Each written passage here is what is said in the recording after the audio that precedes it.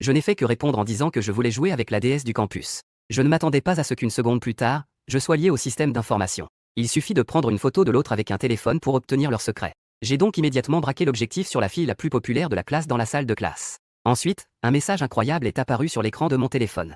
Il s'avère qu'elle est ici grâce à la fraude à l'examen d'entrée à l'université de son père. En regardant ce PPT de plus de 10 pages, je laisse apparaître un sourire cruel. Dans ma vie précédente, j'avais juste jeté un coup d'œil à un lavabo vide en cherchant les toilettes. J'ai été pris en photo par la fille populaire et accusé d'être un voyeur. Elle a même enjolivé et publié cela en ligne. En moins de 24 heures. Même le gros chien du village savait que ma famille avait un voyou. Mes parents étaient montrés du doigt par les membres de la famille. Et après avoir obtenu mon diplôme, je ne pouvais même pas trouver un emploi. Dans le désespoir, je n'ai eu d'autre choix que de mettre fin à mes jours dans la dépression. À ce moment-là, la cloche de fin de cours a interrompu mes souvenirs. On vit alors la beauté de la classe, Zhang Ruoxi, accompagné de ses camarades. Je prends mon sac et me prépare à quitter mon siège. Je m'avance rapidement pour appeler l'autre personne. Bonjour, camarade.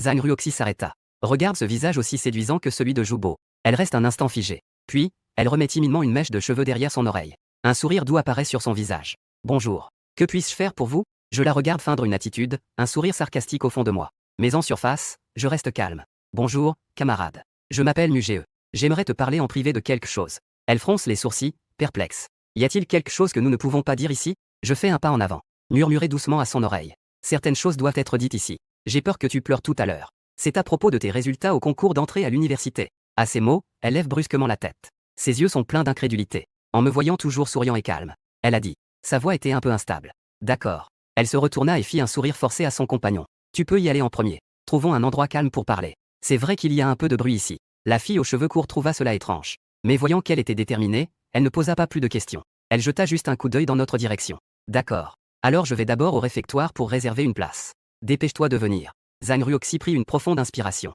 Elle essaya de calmer son cœur qui battait la chamade. Viens avec moi. Peu après, elle m'emmena au coin d'un escalier abandonné. Elle se retourna brusquement et dit d'une voix sévère. Que est-ce que tu racontais tout à l'heure? Qui t'a dit que mes résultats au bac étaient problématiques? Je te préviens. Si tu oses encore répandre des rumeurs, crois-le ou non, je peux te poursuivre pour diffamation. J'avais un sourire légèrement amusé. Je sortis lentement mon téléphone. Il y avait une photo floue d'un relevé de notes. Le nom et le numéro d'identité étaient clairement visibles. Mais la note était inférieure de 50 points à celle du dossier. Les pupilles de Zhang Ruoxi se sont soudainement rétrécies. Il força un sourire crispé. Retour. Ce n'est qu'une vieille photo. Avec la technologie de retouche photo si avancée maintenant. Qui sait ce qui est vrai ou faux? De plus, il y a beaucoup de gens avec le même nom dans tout le pays. Pourquoi dire que c'est moi? J'ai haussé les sourcils. On dirait que j'avais déjà anticipé sa réaction. J'ai de nouveau manipulé mon téléphone. Ce Zhang Jiango-là. Dans les cadres de niveau adjoint au bureau de l'éducation de la ville, ce n'est pas très commun, non? Cette présentation PowerPoint contient une dizaine de pages de preuves. Tu dis que si je le publie anonymement sur le forum de l'école, ou que je le donne à ces médias qui font le gros titre, que les internautes analysent, que se passerait-il? Son visage est devenu instantanément livide. Elle a pris une profonde inspiration pour feindre le calme. Vas-y, parle. Combien en veux-tu? 10 000, 20 000. C'est toujours 50 000. Elle a soigneusement révélé sa limite. Elle semblait être convaincue que je faisais tout cela pour de l'argent. Je n'ai pas pu m'empêcher de rire. La camarade Zhang Ruoxi.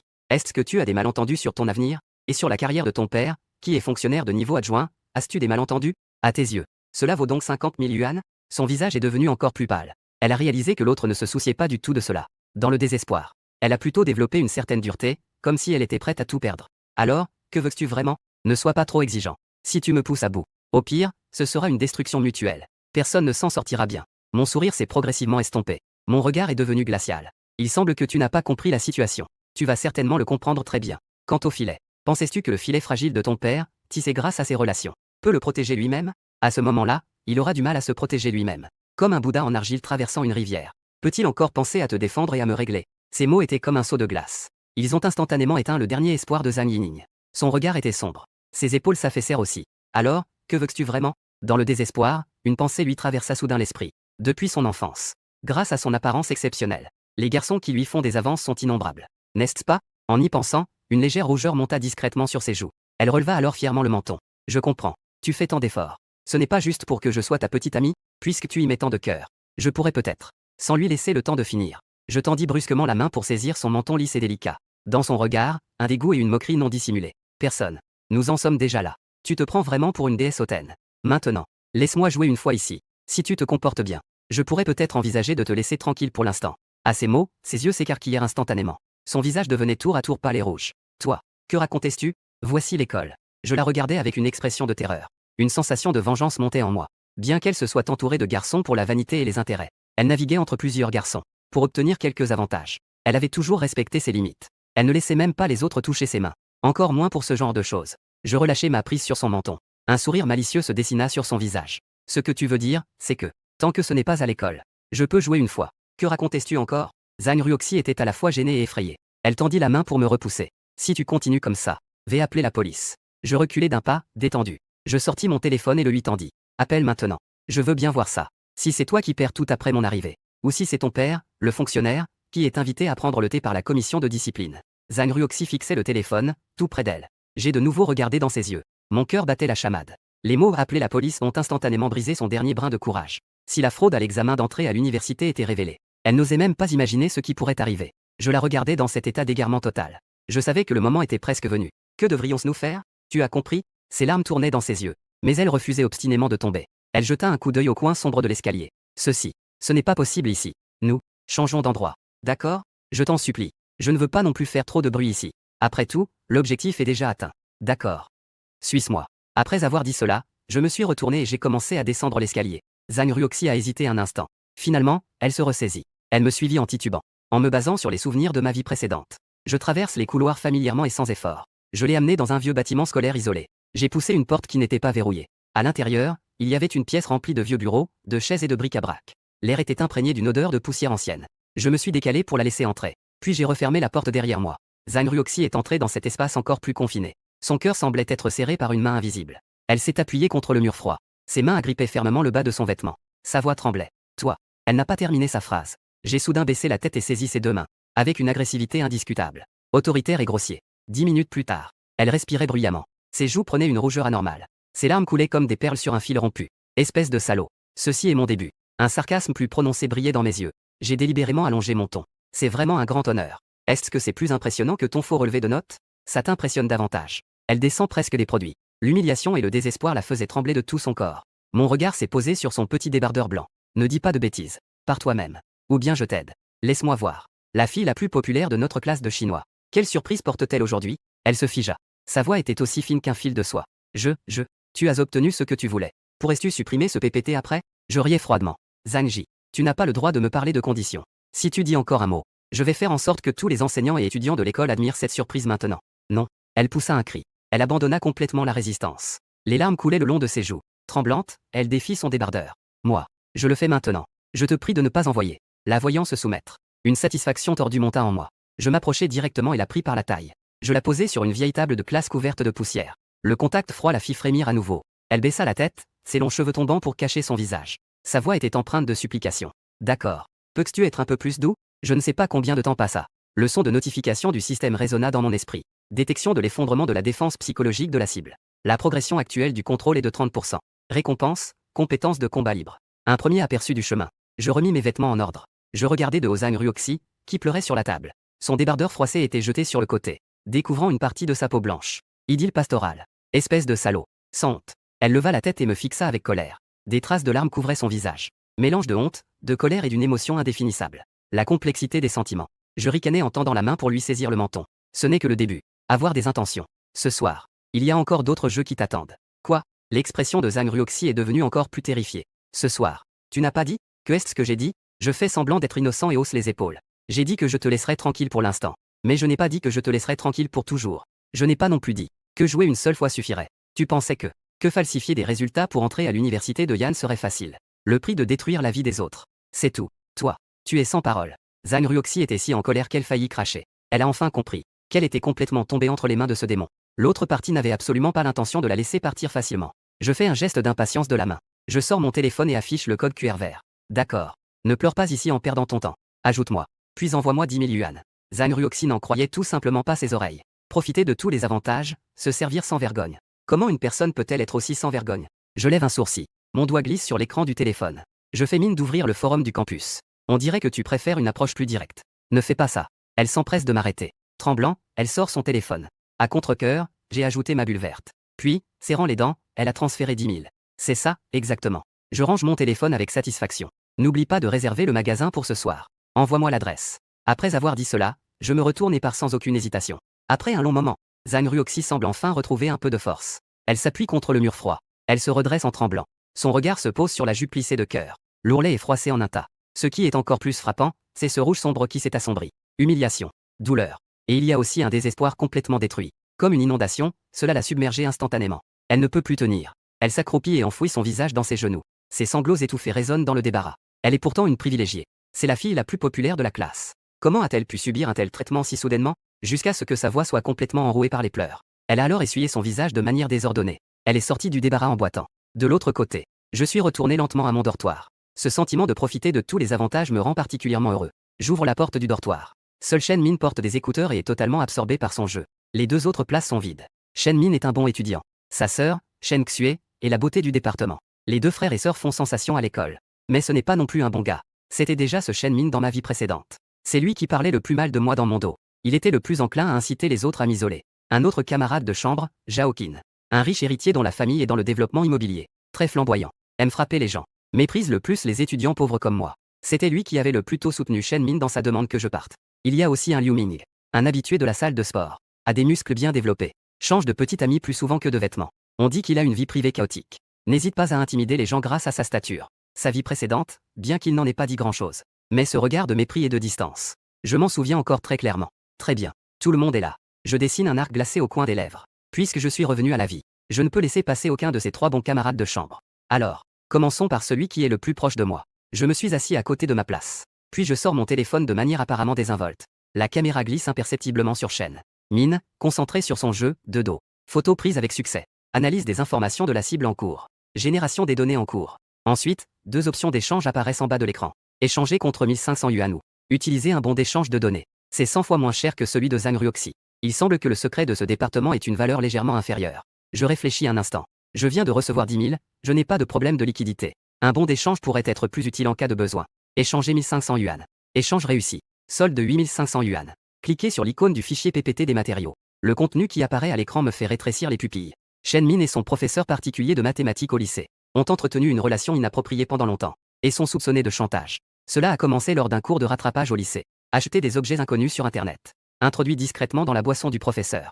L'a conduit à l'inconscience pour avoir des relations. Par la suite, il a filmé des vidéos indécentes. Pour forcer l'autre à maintenir une relation avec lui sur le long terme. Il a même demandé de l'argent plusieurs fois. La présentation PowerPoint dure des dizaines de diapositives. La chaîne de preuves est terriblement complète. Des captures d'écran de conversations explicites. Plusieurs enregistrements de transferts d'argent importants. Il y a même quelques captures d'écran de vidéos privées floutées. On ne peut vraiment pas juger une personne sur son apparence. Je souris intérieurement. Si cela venait à être exposé. Ne parle pas de renom. La seconde moitié devra être passée en prison.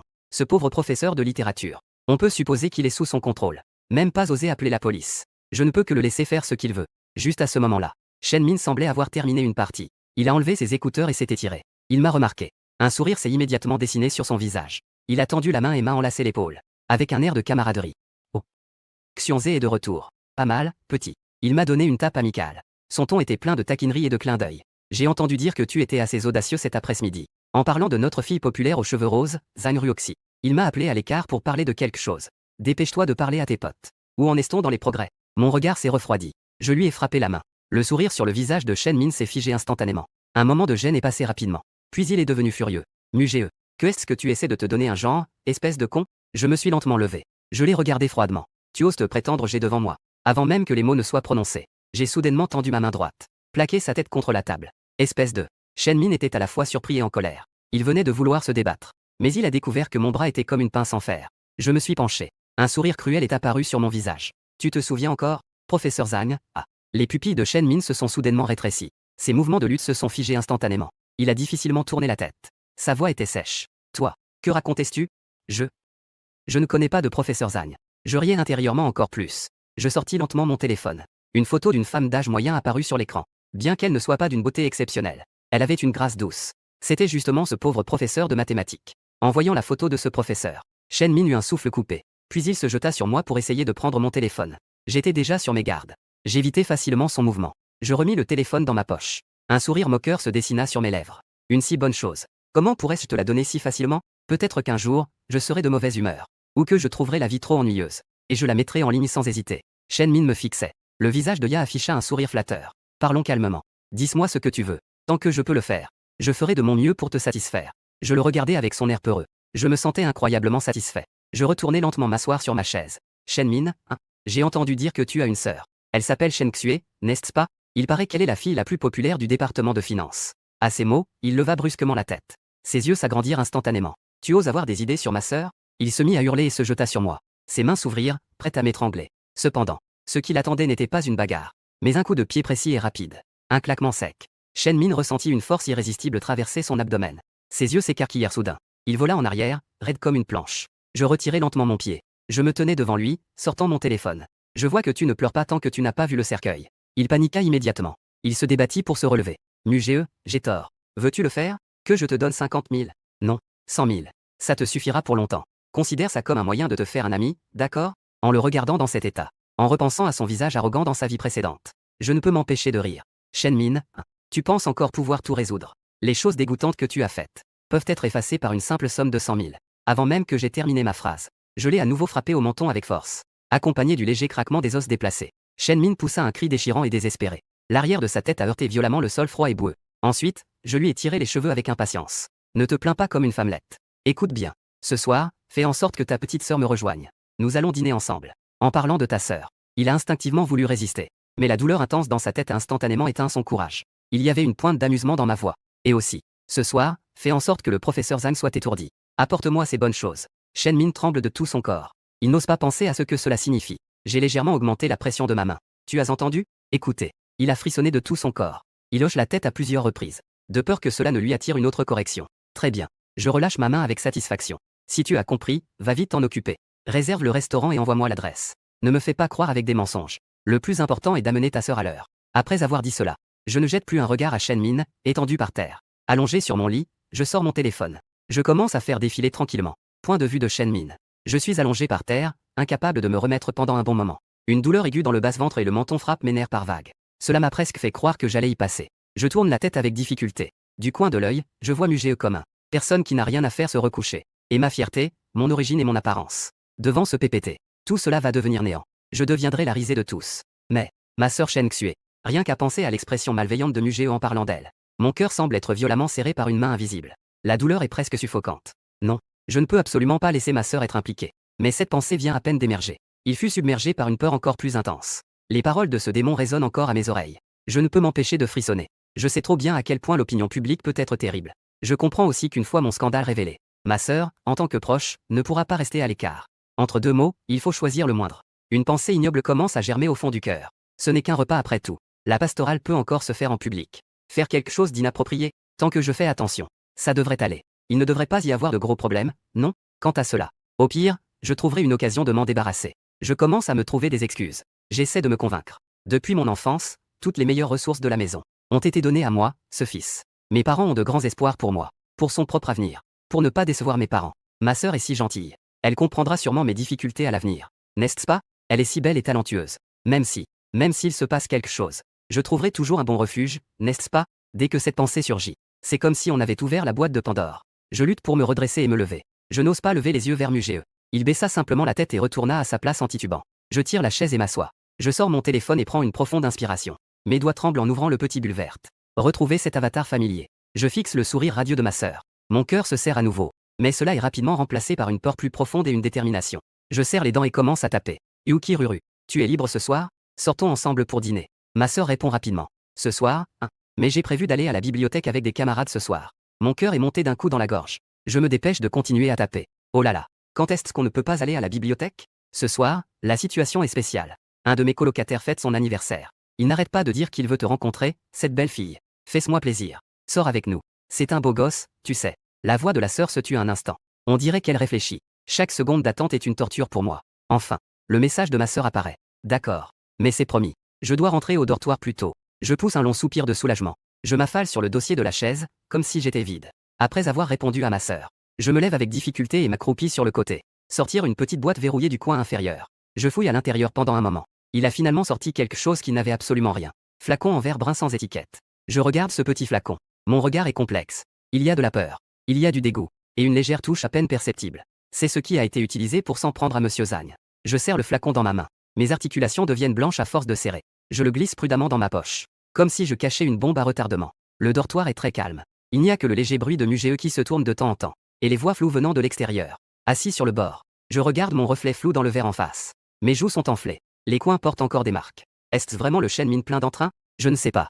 Je sais juste qu'à partir d'aujourd'hui, ma vie ne sera peut-être plus jamais la même. Et celui qui est à l'origine de tout cela est allongé sur le lit du haut comme un seigneur. Il fait défiler son téléphone tranquillement. De temps en temps, il laisse échapper un léger rire. On dirait qu'il a vu quelque chose d'amusant. Le rire, en cet instant, semble est plus perçant que le murmure d'un diable. Shen Min n'ose plus avoir la moindre pensée de résistance. Il s'approche de moi, la tête baissée, les mains tremblantes. Il tient un petit flacon en verre brun, tremblant. Xuan. Mugé.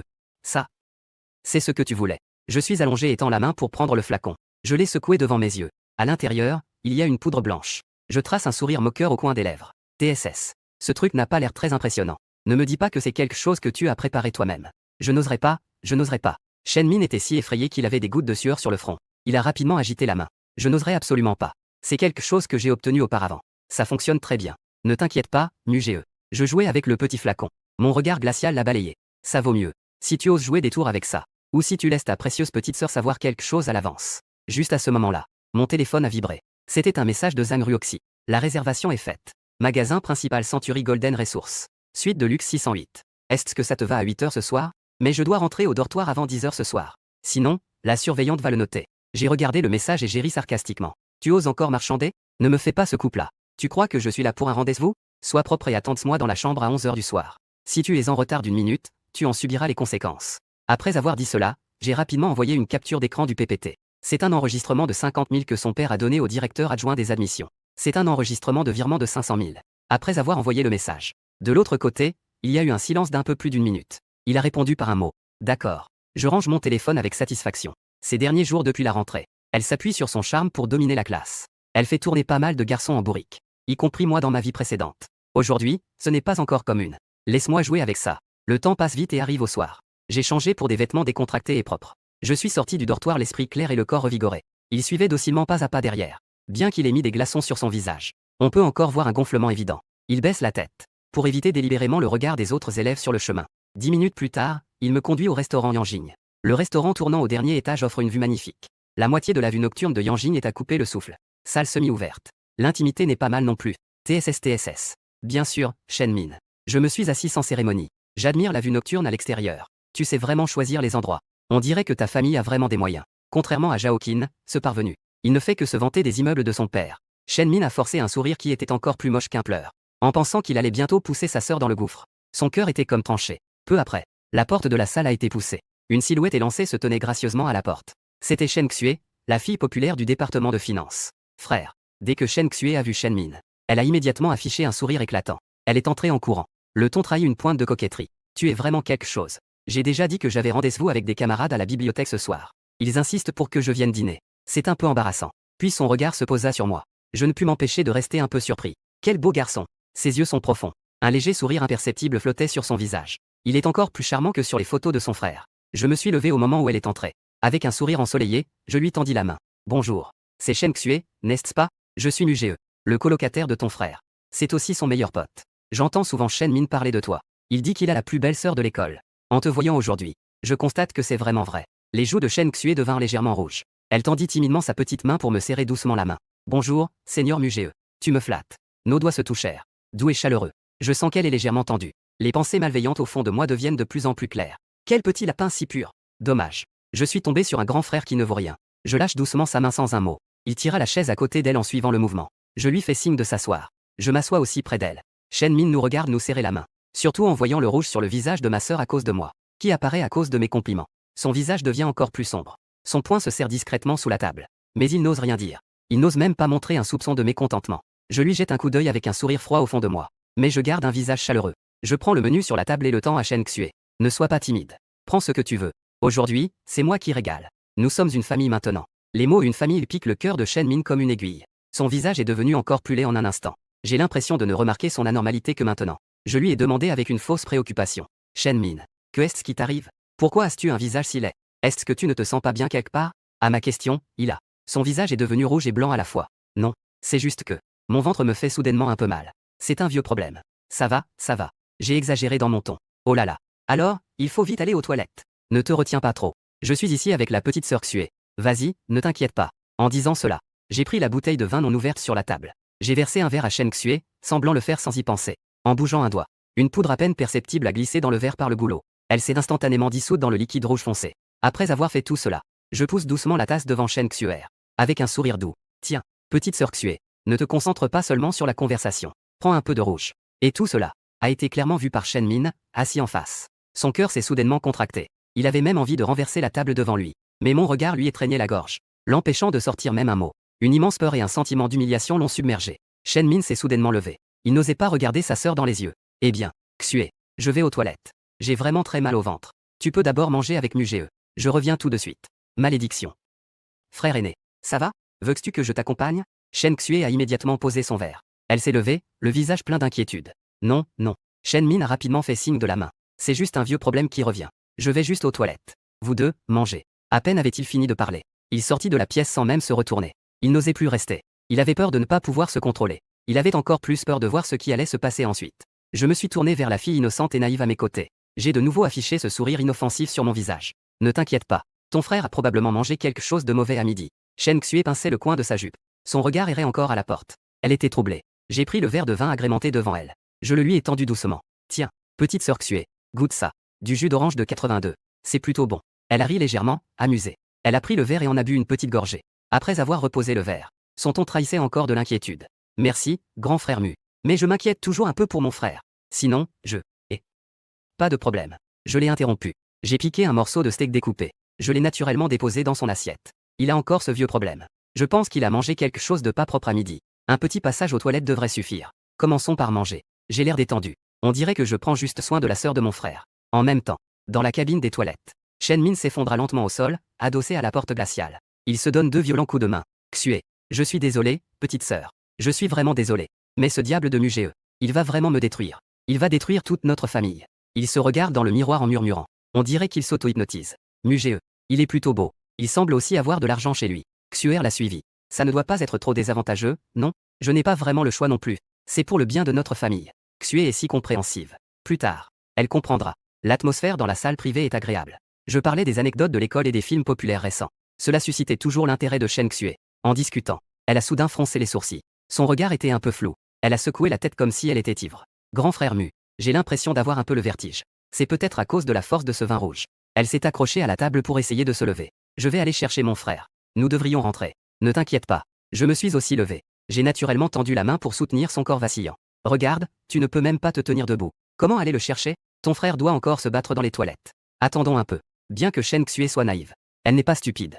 Ce vertige est arrivé trop vite et trop fort. Ce n'est pas comme une simple ivresse. Elle a essayé de repousser ma main avec force. Ne, pas. Ce n'est pas nécessaire. Grand frère Mu, je dois vraiment y aller. Il est trop tard. La phrase n'était pas terminée. Elle a eu un moment d'égarement. Elle a complètement perdu connaissance. J'ai réagi rapidement. Je l'ai doucement prise dans mes bras. Puis, d'un pas assuré, je suis sorti de la pièce. Juste à ce moment-là, Shen Min, qui n'osait pas entrer et restait caché à la porte, vit cette scène. Il ne pouvait plus se contenir. Il s'est précipité en rampant, suppliant. Mugee, je t'en supplie, laisse Shen Xue tranquille. C'est ma seule sœur. Je te fais des excuses. J'ai levé le pied. Je l'ai frappé sans hésitation au ventre. Imbécile. Je me souviens. Ta famille n'a pas qu'une seule fille, n'est-ce pas? Il y a aussi une sœur aînée. Devrais-je l'appeler maintenant? Pour faire un peu de bruit ensemble. Shen Min a tremblé violemment. Il était à terre, la tête frappant le sol comme un pilon. J'ai fait une erreur. Mugee, j'ai fait une erreur. Je m'en vais tout de suite. Ensuite, je ne fais plus attention aux déchets au sol. Tenant dans mes bras la fille douce et délicate. Je me dirige directement vers l'ascenseur.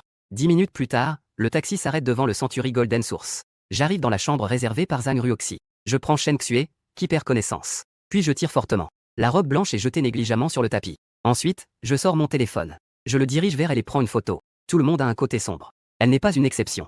D'autant plus qu'elle a un frère aussi tordu. Un son de notification du système résonne dans mon esprit. Génération de l'information terminée. Échange de 5000 yuan ou utilisation d'un bon d'échange. En voyant ce prix exorbitant, je lève légèrement les sourcils. 5000 yuan.